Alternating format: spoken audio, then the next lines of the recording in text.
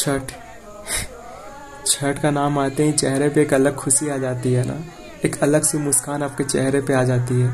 आज मैं भी बहुत खुश हूँ क्योंकि आज बहुत सालों के बाद हमारे पुश्तैनी घर यानी कि मेरा अपना गांव जहाँ पे छठ मनाया जा रहा है। खुश इसलिए नहीं हूँ कि मैं अपने गांव में, बल्कि खुश इसलिए हूँ क्योंकि हमारे यहाँ छठ मनाया जा रहा है और इस छठ में हमारे घर के सारे परिवार एक साथ मिलेंगे और एक साथ छठ को सेलिब्रेट करेंगे।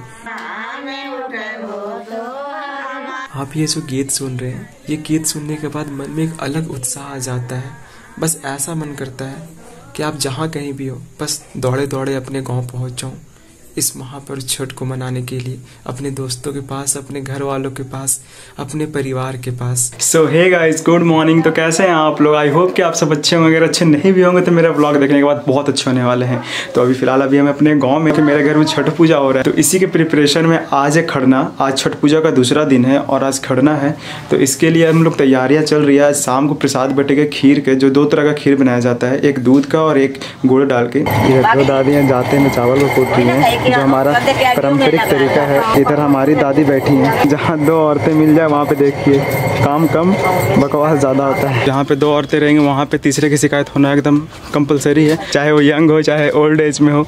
जहाँ 2 औरतें बैठ जाए वहाँ पे तीसरे की शिकायत होना, उनका टांग खिंचाना एकदम लीगल चीज़ है। और यहीं पे दादी और उनके 2 दोस्त आई हुई हैं, वो भी यही कर रही हैं। तो दादियों के साथ हंसी मजाक करने के बाद अब मैं जा रहा था वहाँ जहाँ शाम के प्रसाद की तैयारियाँ हो रही थी, यानी अपने मम्मी के पास।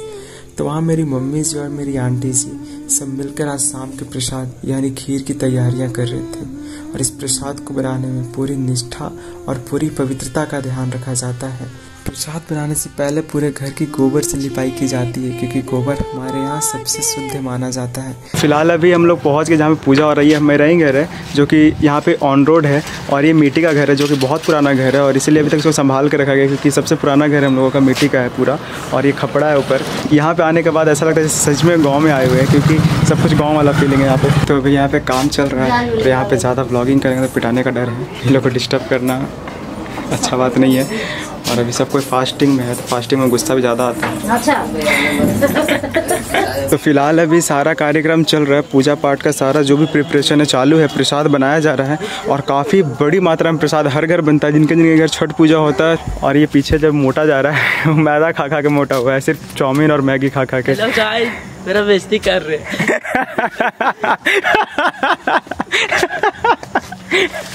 तो पूरे दिन के मस्ती मजाक और तैयारियों के बाद अब वो समय आ चुका था जिस समय का इंतजार हम पूरे परिवार पूरे दिन कर रहे थे, यानी प्रसाद खाने का समय।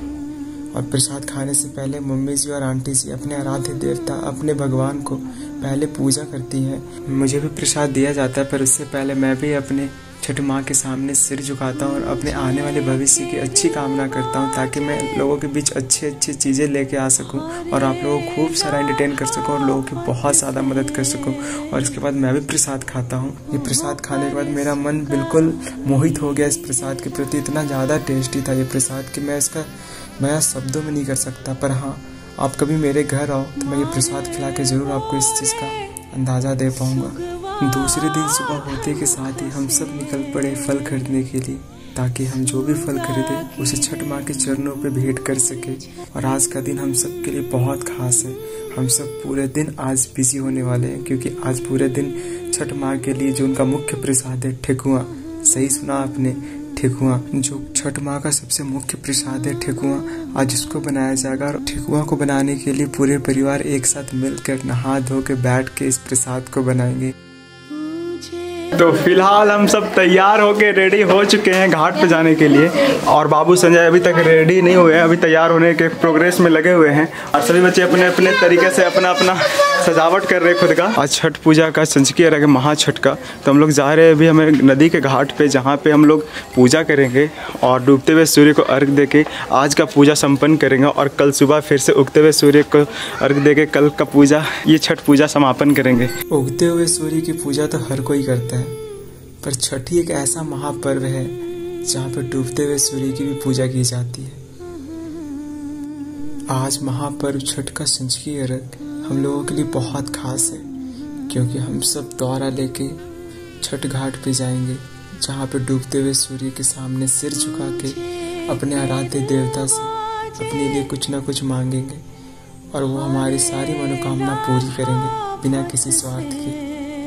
पूरे रास्ते हमारी मम्मी जी और आंटी जी और बाकी लोग गीत गाते हुए अपने अपने तरीके से छठ माँ को मनाते हुए छठ घाट तक जाएंगे। तो अभी सब लोग गीत गाते बजाते हुए हम लोग घाट की ओर जा रहे हैं और सब में बहुत ज़्यादा उत्साह है, बहुत ज़्यादा हर्षोल्लास है। आप लोग जो झारखंड, बिहार और छत्तीसगढ़ जैसे राज्यों से आते हैं उनको पता होगा छठ की महत्व क्या है, इसकी इम्पोर्टेंस क्या है हमारे लाइफ में।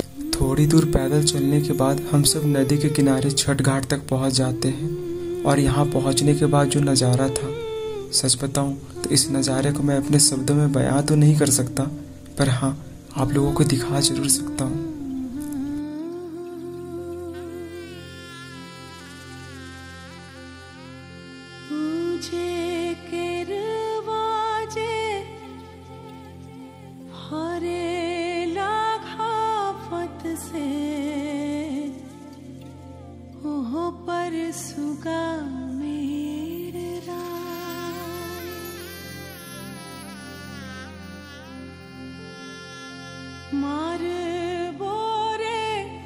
पूजा की हुई हर एक वर्तियाँ खुद में छठी मैया का एक रूप है, क्योंकि छठ पूजा करना इतना आसान नहीं। 3 दिनों का निर्जला उपवास हर किसी के बस की बात नहीं। थोड़ी देर बाद हम सब डूबते हुए सूर्य को अर्घ देते हैं और उनको प्रणाम करते हैं और उसके बाद पूजा होती है।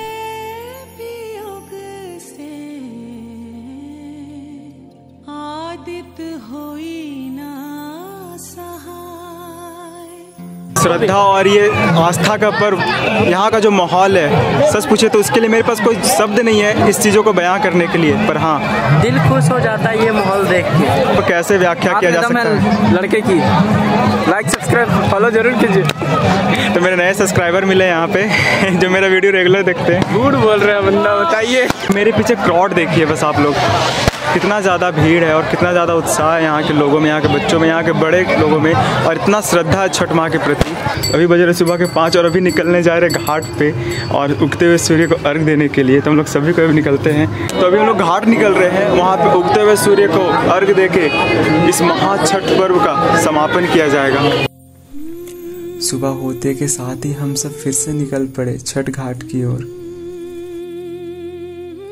आज सभी व्रतियाँ गंगा जी में आस्था की डुबकी लगाते के साथ अपनी अपनी इच्छाओं को छठी मैया के सामने रखेंगी और छठी मैया उन सब व्रतियों की इच्छा पूरी करेंगी।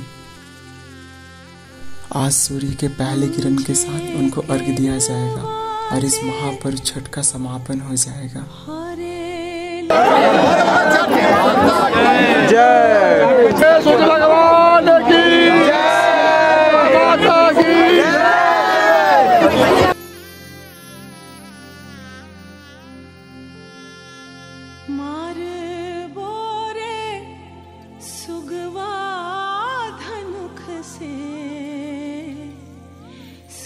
छठ पूजा की समाप्ति हो चुकी है और अब हम लोग घर जा रहे हैं। थोड़ा सा उदास हूँ, ऐसा लग रहा है जैसे ये चीज़ें शायद ख़त्म होती ही नहीं, ऐसे ही चलती जाती।